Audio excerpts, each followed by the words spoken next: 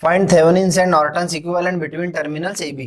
Again you have to find out Thevenin's and Norton's equivalent circuit between terminals A and B. Again यहाँ इस problem में देखोगे load नहीं दिया है, लोड इज नॉट गिवन, मतलब लोड करंट वगैरह कुछ फाइंड नहीं करना है, simply have to calculate ATH ZTH और इक्विवेलेंट सर्किट बना देना है, और नॉर्टन्स में IN ZN कैलकुलेट करके इक्विवेलेंट सर्किट बनाना है. Load is not given in the problem. So step 1 Thevenin's का अप्लाई करते हैं हम. Step 1 to find ETH, and for finding ETH we have to remove the load, जो कि इस प्रॉब्लम में ऑलरेडी रिमूव्ड है, सो हमें रिमूव करने की जरूरत भी नहीं पड़ेगी. ठीक है, load is already removed in the problem. Now draw the diagram. Again problem में मैं देख रहा हूँ एक वोल्टेज सोर्स है और एक करंट सोर्स है. One voltage source and one current source is there. तो हम यहाँ पे कोशिश करेंगे इस करंट का क्या बना ले, वोल्टेज बना ले. प्रॉब्लम आसान हो जाता है अपने लिए. सो रिड्रॉ कर रहा हूं मैं सर्किट ETH के लिए. 20 angle 0, this is 5 ohm, terminal A, terminal B, और इस तरफ में मैंने इन दोनों का प्रोडक्ट कर दिया. यहाँ पे मैं इसका वोल्टेज सोर्स बना रहा हूं डायरेक्ट. ठीक है, वोल्टेज सोर्स कितना बनाएगा इसका, 5 angle 0 multiplied by 10 plus J4. 5 angle 0 multiplied by 10 plus J4 calculate करोगे ये आ जाएगा 53.85 at an angle 21.8 volts. So this is conversion of current source into voltage source. और ये जो इंपीडेंस है इसके साथ में पैरेलल में 10 प्लस J4 वो सीरीज में आ जाएगा. सो हम ऐसा बना सकते हैं 10 plus J4 and this voltage source. Impedance का सिंबल है, ऐसा इंडिकेट कर सकते हो. दोनों कंबाइनली 10 प्लस J4, ये अलग अलग बना लो. रेजिस्टेंस 10 ओम का, इंडक्टर J4 ओम का, या ये भी चल जाएगा. और वोल्टेज सोर्स की वैल्यू कितनी, 53.85 at an angle 21.8 volts. Arrow ऊपर है तो प्लस माइनस ऐसा बन जाएगा. This is our resultant voltage source. और इधर में वोल्टेज सोर्स है plus minus 20 angle 0. This is A and B. अब सिंपली यहाँ पे करना कैसा है, प्रॉब्लम कैसे करोगे प्रॉब्लम. ये अपना दूसरे टाइप आ गया प्रॉब्लम का. दूसरा टाइप मतलब इस तरह का टाइप है ये. It is like this. पहला टाइप अपना हो गया, पहला टाइप ऐसा था, this was our first type, कुछ इस तरह से, एक तरफ लूप और टर्मिनल ए भी बाहर. अब ये सेकंड टाइप ऑफ प्रॉब्लम्स है जिसमें इस तरह से रहेगा, टर्मिनल ए भी अंदर, one loop will be there और बीच में ए भी आ जाएगा, वन कंप्लीट लूप और सेंटर में ए भी. तो इस तरह के प्रॉब्लम को डील करने के लिए क्या करोगे, ये लूप करंट फाइंड कर लेना है. जैसे हम इसमें क्या करते थे, ये करंट फाइंड कर लेते थे, इधर के जो भी करंट है और बी से ए क्या लगा देते थे, केवीएल. वैसे यहाँ पे ये लूप करंट, क्योंकि करंट तो इस लूप में बहेगा पूरा, बीच में ए भी तो ओपन है, तो ये करंट फाइंड कर लोगे आप आए, और फिर बी से ए केवीएल लगा दोगे. ठीक है, तो देखते हैं हम इस टाइप के प्रॉब्लम को कैसे हैंडल करेंगे. अभी यू कैन सी यहाँ पे एक लूप आ गया है, कितने भी वोल्टेज सोर्स हो, सिंगल वोल्टेज हो, 2 हो, 4 हो, कितने भी वोल्टेज सोर्स हो उससे कोई मतलब नहीं, सिंगल लूप इज देयर और बीच में ए भी. तो इस तरह क्या करोगे, यहाँ पे करंट घुमा दोगे, कैसे भी घुमा लो आप. मैं मेश नहीं लगा रहा हूँ, अगर मेश लगाता तो मैं बोलता क्लॉकवाइज, एंटी क्लॉकवाइज, या जो भी अपना प्रोसीजर है. देख लीजिए करंट आप कैसे भी घुमा सकते हो. मैं मेश ही लगा देता हूँ, समझ लो यहाँ पे. तो मैंने करंट घुमा दिया क्लॉकवाइज डायरेक्शन में, एक करंट यहाँ पे मैंने घुमा दिया इन क्लॉकवाइज डायरेक्शन. ठीक है, अब इसका अपन डायरेक्ट मैट्रिक्स फॉर्म बना लेते हैं. कुछ सोर्स का देखने की जरूरत नहीं है, positive negative, no need to see the positive and negative of the source. आप डायरेक्टली करंट मार्क कर दोगे क्लॉकवाइज डायरेक्शन में, लाइक दिस. घुमा दिया हमने करंट. अब इसका मैट्रिक्स फॉर्म लिख लेते हैं. क्या आएगा, पहले इसमें इम्पीडेंसेस, एक ही मेश है तो सीधा सीधा एक ही एलिमेंट आएगा. कितना है total impedance, 5 plus 10 plus J4, 5 plus 10 plus J4. ये इम्पीडेंस ऑफ द लूप हो गया Z, multiplied by current in the loop क्या है I, इक्वल टू वोल्टेज देख लेंगे in the direction of current. In the direction of current क्या मिल रहा है, माइनस 53.85 और प्लस 20, मतलब पहले 20 प्लस वाला पहले लिख रहा हूँ, 20 angle 0 minus 53.85 at an angle 21.8. देख सकते हो कि इक्वेशन आ गई आई के टर्म में. अब ये टर्म इधर डिवीजन में भेज दो, आई का वैल्यू बन जाएगा. इधर क्या मिल रहा है अपने को, 15 plus J4, 5 plus 10 15. So will get value of I equals to 20 angle 0 minus 53.85 at an angle 21.8 divided by, उधर से ये आएगा डिनोमिनेटर में 15 plus J4 and you will get the value of I. So this I comes out to be 2.32 at an angle 18.76 ampere. अगर कुछ error वेरर आ जाए तो ये ब्रैकेट्स में ले सकते हो, दोनों टर्म अलग अलग, this in bracket minus this in bracket, then whole divided by 15 plus J4. और आंसर, पहला आंसर J में आएगा. और हम करंट फाइंड कर रहे हैं तो मेरा हैबिट है कि करंट और वोल्टेज में किस में लिखता हूँ, पोलर फॉर्म में. So will get 2.32 at an angle 18.76 ampere. ये हो गया I की वैल्यू. फिर हमें ETH फाइंड करना है. ETH यानी VAB होगा, start from B and come to A, capital letters VAB, start from B and come to A. तो अपना पाथ सिलेक्ट कर लो. While applying this ETH equals to VAB, B से A चले जाएंगे, ये B उधर से नहीं जा रहा हूँ, दिख रही वैल्यूज कॉम्प्लिकेटेड है, 10 प्लस J4, ये रास्ता ज्यादा आसान दिख रहा है तो मैं इधर से चले गया. This is the path for KVL. हमेशा ये हैबिट रखो कि आप किधर से केवेल लगा रहे हो, रास्ता देख लो एक बार, आप पाथ मार्क कर लो. मैं ऐसा जाऊंगा B से.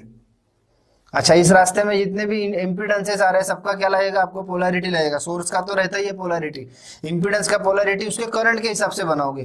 तो ये I ऐसा फ्लो हो रहा है, समझ में आ रहा है, हमने ही बनाया था I, ये क्लॉकवाइज डायरेक्शन में, ये ऐसा फ्लो हो रहा है. तो 5 ओम में जो करंट है ऐसा जा रहा है ये. सो उसके हिसाब से पोलैरिटी क्या बनेगा, प्लस, और इधर माइनस, प्लस माइनस. अब केवीएल लगा लेते हैं B से A पे. जितने भी एलिमेंट्स है सबका पोलैरिटी मार्क कर लीजिएगा. पर अपने रास्ते में अभी 5 ओम आ रहा है तो सिर्फ 5 ओम का मार्क किया. B से प्लस 20 एंगल 0. ये एंगल 0 आप नहीं भी लिखो तो चलता है, angle 0 can be neglected, angle 0 का कोई मीनिंग नहीं है. Plus 20 angle 0 minus 5 into I, minus 5 into I, आ गया पॉइंट A. पॉइंट B से चालू किया, plus 20 angle 0 minus 5 into I. Now substitute the value, 20 कर दिया मैंने उसको, माइनस 5 इंटू I की वैल्यू पुट कर दी and calculate the value of ETH. ये आ जाएगा 31.22 at an angle 6.86 volts. This is the value of ETH. अब फाइंड करते हैं हम ZTH. Next will find out ZTH. Step 2 to find ZTH. ZTH के लिए अगेन ये डायग्राम रेफर कर लो, ETH वाला डायग्राम रेफर कर लो. और इसमें जितने भी वोल्टेज सोर्सेस है, करंट सोर्सेस है, मतलब इंडिपेंडेंट सोर्सेस, उनको डेट कर दो. ये डेट कर दिया इसको, इधर में 10 प्लस J4, ये वोल्टेज सोर्स को भी डेट कर दिया. दोनों तरफ जो सोर्सेस थे वो मैंने डेट कर दिया. यहाँ 5 है, यहाँ पे 10 प्लस J4 है, और बीच में क्या है, टर्मिनल AB. बीच में टर्मिनल AB. जब भी ऐसा डायग्राम होगा बीच में AB, तो लेफ्ट वाले और राइट वाले आपस में क्या बनेंगे, पैरेलल. ठीक है. So ZTH is equals to, AB के लेफ्ट में कितना है, 5. जितने भी होंगे सबको लोगे, 5 है, 10 है, तो 5 प्लस 10, और इधर वाले सब आपस में पैरेलल हो जाएंगे. इधर साइड में 5 है, पैरेलल विद 10 प्लस J4. ध्यान में रखिए, जब भी ऐसा लूप टाइप डायग्राम है और बीच में AB है, सेंटर में ऐसा AB आ गया, तो लेफ्ट हैंड साइड के सभी एलिमेंट्स ऐड कर दीजिए, राइट हैंड साइड के सभी एलिमेंट्स ऐड कर दीजिए, और दोनों का पैरेलल कर दीजिए. So like this. अभी लेफ्ट हैंड साइड में कितना है, 5, और राइट में कितना है, 10 plus J4. So 5 parallel with 10 plus J4. Solve कर लेंगे इसको. 5 into 10 plus J4 upon 5 plus 10 plus J4. इस वैल्यू को कंप्यूट करेंगे, will get the value of ZTH. अपना ZTH आ जाएगा 3.443 plus J 0.414 ohms. This is the value of ZTH. Then step 3, finally draw the Thevenin's equivalent circuit. Step 3, Thevenin's equivalent circuit बना लेंगे अभी. Again यहाँ पे ETH series में, ZTH और load terminals AB. Problem में लोड नहीं था तो AB को ओपन ही रहेंगे.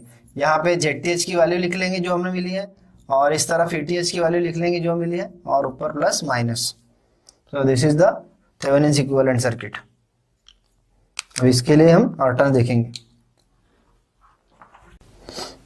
नेक्स्ट पार्ट देखते हैं इसका, Norton's theorem. Norton theorem again step 1 to find IN. Step 1 to find Norton's current. Draw the diagram. Right 20 angle 0, 5 ohm, terminal AB, और इसका हमने कन्वर्शन कर दिया वोल्टेज सोर्स में. It's converted to voltage source. 53.85 at an angle 21.8 volts plus minus, और impedance कितना है 10 plus J4. This is 5 ohm 20 angle 0. This is our terminal A, terminal B, और नॉर्टन्स में इसको क्या कर देते short. In Norton's we short circuit load terminals A B, remove the load and apply short circuit. अब इस short circuit में से जाने वाला करंट आपको पता करना है. That current is called as Norton's equivalent current. अब कैसे फाइंड करोगे? एक तो तरीका है मेश लगा लो यहाँ पे I1 I2 एज्यूम करके, बट यहाँ मैं अब मेश नहीं लगा रहा हूँ क्योंकि मुझे कुछ एक शॉर्ट ट्रिक यहाँ दिख गई है. यहाँ पे बीच में शॉर्ट सर्किट ब्रांच आ गया, और ये शॉर्ट सर्किट ब्रांच आने से क्या होगा, ये सोर्स का करंट इसमें से चले जाएगा, उधर जाएगा नहीं, और ये सोर्स का करंट भी शॉर्ट में से डायरेक्ट चले जाएगा. मतलब इसका और इसका करंट, इसका करंट सिर्फ इस तरफ घूमेगा इस लूप में, इसका करंट इस लूप में रहेगा. मतलब ए बी में से दोनों के करंट जाएंगे. समझ में आ रहा है? सो दैट्स व्हाई अब यहाँ पे मैं मेश नहीं लगा रहा हूँ. I am not applying mesh में डायरेक्टली. मैंने दिमाग से ये प्रॉब्लम सॉल्व करना है कि ये जो सोर्स है इसके पॉजिटिव से करंट, क्लॉकवाइज वॉकवाइज नहीं कर रहा हूँ, सोर्स के पॉजिटिव से मार्क किया मैंने करंट, क्योंकि मुझे सोर्स का करंट निकालना है. और suppose I call it as I1. इस सोर्स का करंट क्या बोल दिया मैंने I1. वैसे ये सोर्स के पॉजिटिव से करंट I2 फ्लो होगा, जो इस शॉर्ट सर्किट में से रिटर्न आ जाएगा वापस I2. दोनों सोर्स के करंट अपने अपने एरिया में घूमेगा, कोई इधर उधर जाएगा नहीं, because of this short circuit in between. ये I1 इधर घूमेगा, I2 इधर घूमेगा.